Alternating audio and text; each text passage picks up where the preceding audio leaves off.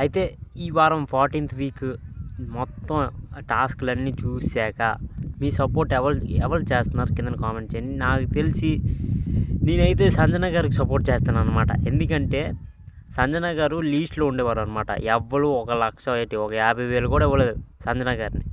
జైలుకి పంపించారనమాట అలాగా. జైలుకి పంపిస్తే బిగ్ బాస్ ఏమొచ్చి ఒక సీక్రెట్ టాస్క్ ఇస్తే 20 పాయింట్లతో అలాగే లాస్ట్‌లో ఉండి ఇప్పుడేమొచ్చి థర్డ్ పొజిషన్‌కి వచ్చారనమాట సంజన గారు. అది ఇంప్రూవ్‌మెంట్ అంటే.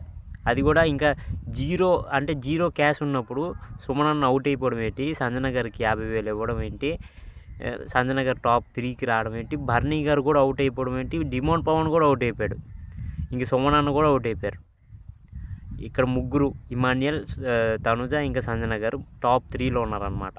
అందుకని ఈ వీక్ నా ఫేవరెట్ అయితే సంజన గారు అనమాట. ఎందుకంటే ఆవిడ చాలా అంటే ఒక మనిషికి ఒక షూట్ తీసినా బాధేస్తుంది, ఆ మనిషికి 2-3 షూట్లు తీశారనమాట బిగ్ బాస్ కంటెస్టెంట్ టాస్క్ ఆడకుండా. అయినా సరే టాప్ 3కి వచ్చి చూపించారనమాట సంజన గారు. అందుకని నేను ఈ వారం సంజన గారికి సపోర్ట్ చేస్తాను. అందుకే ఈ వారం మొత్తం నా ఓటు సంజన గారికే.